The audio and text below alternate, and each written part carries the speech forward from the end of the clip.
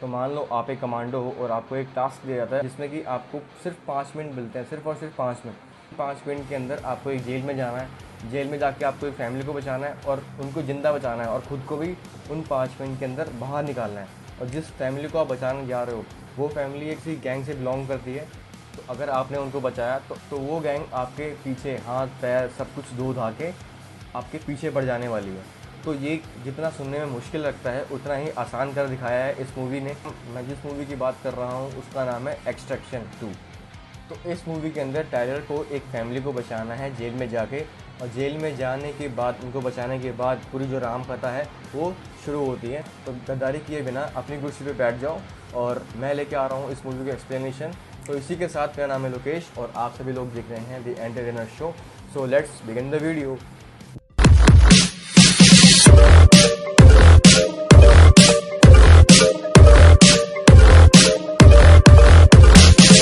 Extraction के part 1 में जैसे हमने देखा कि उसको एक ऑफ़र मिलता है बच्चे को बचाने का, तो वैसे ही इस मूवी में भी टाइलर को एक ऑफ़र मिलता है जिसमें कि उसको एक जेल में जाके एक फैमिली को बचाना है, जिसमें कि शामिल है एक मदर और उसके 2 बच्चे। ये कॉन्ट्रैक्ट टाइलर को उसकी एक्स वाइफ देती है क्योंकि ये एक्स वाइफ की बहन होती है, इसीलिए टाइलर उसको बचाने के लिए जाता है। तो इस मूवी में टाइलर 2 भाइयों से भिड़ने जा रहा है, जिनमें से कि एक जुराब, दूसरा है डेविड। इन्हीं के नाक से निकल के ये अपना काम कर जाता है, काम प्रैक्टिस कर जाता है और किसी को भनक तक नहीं लगती। मतलब भनक तो लग जाती है कि कोई इसको रोक नहीं पाता है, क्योंकि वो हीरो है ना, वो तो कुछ भी कर सकता है। और दूसरा वो कमांडो भी है। तो अगर हम बॉलीवुड के कमांडो से हम इतना एक्सपेक्ट करते हैं, ठीक है, साइज समझ जाना, ठीक है, तो हॉलीवुड के कमांडो से हम इतना एक्सपेक्ट तो कर ही सकते हैं ना।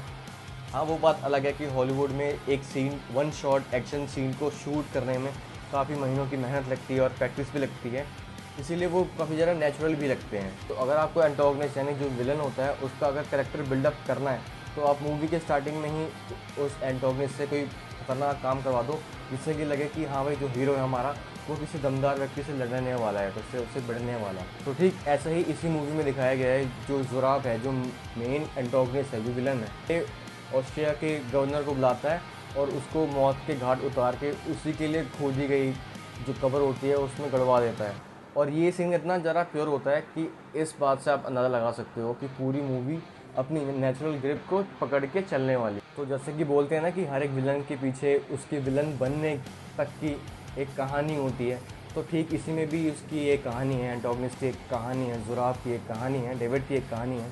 जो कि ये है कि डेविड और जुराब इन दोनों भाइयों का जन्म होता है जॉर्जियन सिविल वॉर में। तो इसीलिए ये दोनों वहाँ से बचने के लिए आर्मेनिया चले जाते हैं। लेकिन यहाँ पे भी देखते हैं, यहाँ पे भी सर्वाइव करने के लिए इन लोगों को क्राइम का सहारा लेना पड़ता है, जुर्म का सहारा लेना पड़ता है।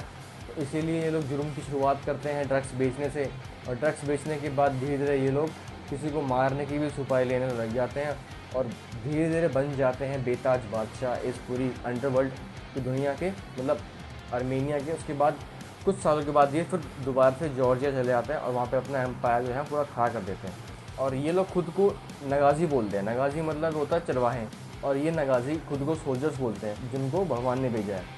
इन दोनों भाइयों की एक अपनी खुद की आर्मी भी है और इस आर्मी को ये ऐसा रखते हैं, ऐसा ट्रीट करते हैं कि ये उन्हीं की फैमिली का हिस्सा है। तो इसीलिए ये लोग भी, जितनी इनकी आर्मी है, अपनी जान देने को तैयार हो जाती है इन दोनों भाइयों के लिए।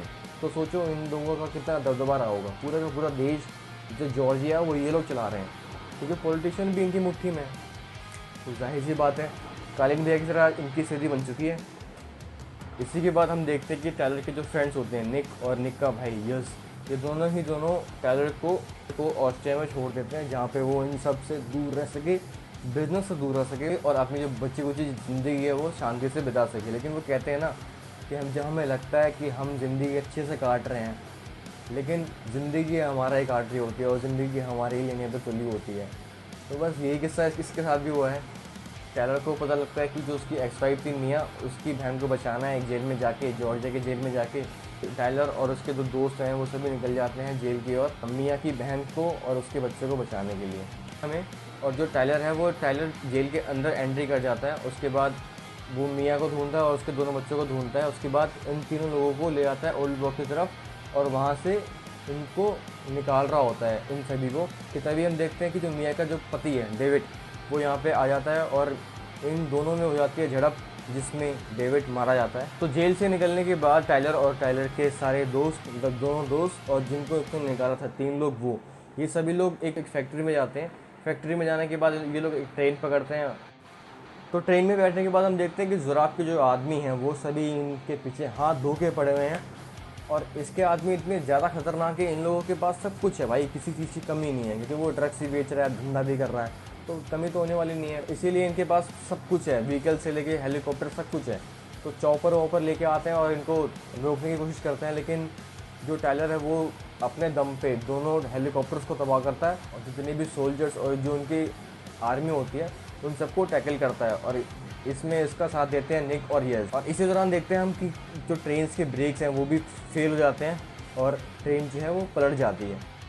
ट्रेन पलटने के बाद ये लोग बाहर निकलते हैं और वहाँ से एक बैठते हैं एक शिप के अंदर। शिप के अंदर बैठने के बाद प्राइवेट जेट से ट्रैवल करने के बाद ये सभी लोग चले आते हैं वियना, ऑस्ट्रिया। और सैंड्रो जो मियाँ का बेटा है वो ज़ुराब को इससे खबर दे देता है कि हम सभी लोग जाने वाले हैं वियना में। तो इस खबर को मिलते ही खुद ज़ुराब आता है इन सबसे भिड़ने के लिए। इसी के बाद ज़ुराब की आर्मी और टाइलर और इन दोनों के दोस्त, इन सभी के बीच में हो जाती है जंग। और इसके बाद हम देखते हैं कि जो निक का भाई येस है वो भी इसमें इस वॉर में मारा जाता है। यहाँ पर जो ज़ुराब है वो सैंड्रो का माइंड वॉश करता है और उसको ऐसा बोलता है कि ये सारा चीज़ें हुई है वो तुम्हारी मम्मी की वजह से हुई है और तुम्हारी मम्मी ने ही ये सब किया है और तुम्हारे बाबा की जान भी तुम्हारी मम्मी की वजह से हुई है। तो यही सब सोच के जो सैंड्रो है वो अपनी मम्मी का साथ छोड़ता है और चला जाता है ज़ुराब के पास में। इसी मूवी में भी ज़ुराब जो है वो टाइलर को कॉल करता है, बोलता है कि दम है तो आजा भिड़ ले मुझसे। तो अब उसको चुनौती मिली है तो टाइलर उसको मानेगा। ऐसा तो है नहीं कि वो बोल देगा कि छोड़ना है, मैं नहीं आ रहा, हाँ मैं डर गया, मैं डरपोक हूँ। तो अपनी हीरोगिरी दिखाने के लिए और सैंड्रो को बचाने के लिए वो उसके बुलाए पते पे चला जाता है और वो होता है सेंट जॉर्जियस चर्च के पास वाली एयरफील्ड में। और वहाँ पे जाने के बाद टाइलर वही काम करता है जो एक हीरो करेगा। हीरो क्या करेगा, वहाँ पे जाके विलन्स के जितने भी व्हीकल्स वगैरह होंगे, एयरक्राफ्ट्स होंगे, उन सभी को तबाह करेगा और जितने भी ऊपर शार्प शूटर बैठे होंगे, स्नाइपर्स बैठे होंगे, उनको ख़त्म करेगा। उसके बाद जो है वो सिर्फ भिड़ने जाएगा, आमना सामना करेगा, है ना। तो ठीक ऐसा ही टाइलर भी करता है इस मूवी के लास्ट में। और उसके बाद हम देखते हैं कि टाइलर और ज़ुराब इन दोनों के बीच में फ़ाइट हो जाती है और हम देखते हैं कि टाइलर का साथ देने निक भी वहीं पे मौजूद हो जाती है, क्योंकि उसको भी अपने मरे हुए भाई का बदला लेना था इस बंदे से, क्योंकि इसी बंदे ने ही निक के भाई यज़ को मारा था। तो यहाँ पे हम देखते हैं ज़ुराब जो है वो मारा जाता है टाइलर के हाथों के द्वारा। टाइलर है वो सब कुछ करता है, सिर्फ एक चीज़ नहीं करता, वो है मूवी ख़त्म हो जाने के बाद या फिर विलन के मर जाने के बाद डांस करना, जो कि बॉलीवुड में किया जाता है। अपनी ऐसी अधमरी हालत में लेटे हुए टाइलर को कुछ सोल्जर्स दिखाई देते हैं जो कि उसी कंट्री के होते हैं और वो सोल्जर्स टाइलर को और निक को दोनों को जेल में भेज देते हैं। जेल में जाने के बाद हम उसी बंदे को फिर से देखते हैं जो बंदा टाइलर के लिए ऑफ़र लेके आया, जिसका नाम एलकॉट होता है। और वो बताता है कि मेरे पे एक और काम है, अगर तुम वो कर दोगे तो मैं तुम्हें जेल से बाहर निकलवा दूँगा और तुम यहाँ से हो जाओगे आज़ाद। तो टाइलर की बात मान जाता है। तो यहाँ पे बात मानने का मतलब सिर्फ और सिर्फ यही है कि हमें फ्यूचर में हमें एक्सट्रैक्शन का पार्ट 3 भी देखने को मिल सकता है, जिसमें हमें और तगड़े विलन्स और अच्छे एंटागनिस्ट से भिड़ता हुआ टाइलर दिखाया जा सकता है, जिसके लिए मैं काफ़ी ज़्यादा एक्साइटेड हूँ। तो बात करें इस मूवी के डायरेक्शन के बारे में, तो इस बेहतरीन मूवी को डायरेक्ट किया है सैम हार्ग्रेव ने और इसको लिखा है जो रूसो ने। और ये मूवी बेस है एक नोवेल पे, ग्राफिक नोवेल पे, जिसका नाम है CUIDAD, CUIDAD। बात करें एक्सट्रैक्शन 2 मूवी के रिव्यू के बारे में, तो सबसे मुझे जो बेहतरीन लगा है वो लगा है इनका वन शॉट एक्शन सीन्स, क्योंकि इसमें काफ़ी सारे सीन्स ऐसे थे जो वन शॉट फिल्म किए गए हैं। मतलब ऐसा नहीं है कि एक सीन को बनाने में काफ़ी सारे शॉट लिए गए हों, मतलब एक ही सीन को एक ही शॉट में तैयार किया गया है। जैसे कि आप प्रिजन वाला देख सकते हो, जहाँ पे वो एक फील्ड में जाके उन सभी प्रिजनर से लड़ता है भिड़ता है, वो सारा सीन एक ही शॉट में लिया गया है।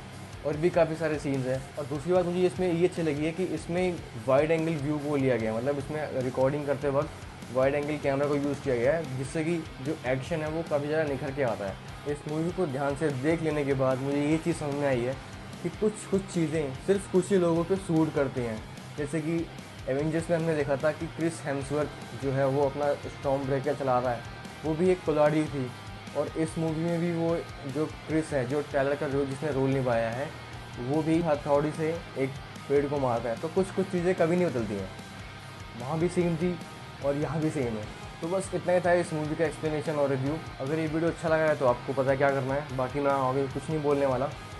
तो चलिए फिर आपसे मिलते हैं अगली वाली वीडियो में। Till then keep hustling, keep smiling and also signing of.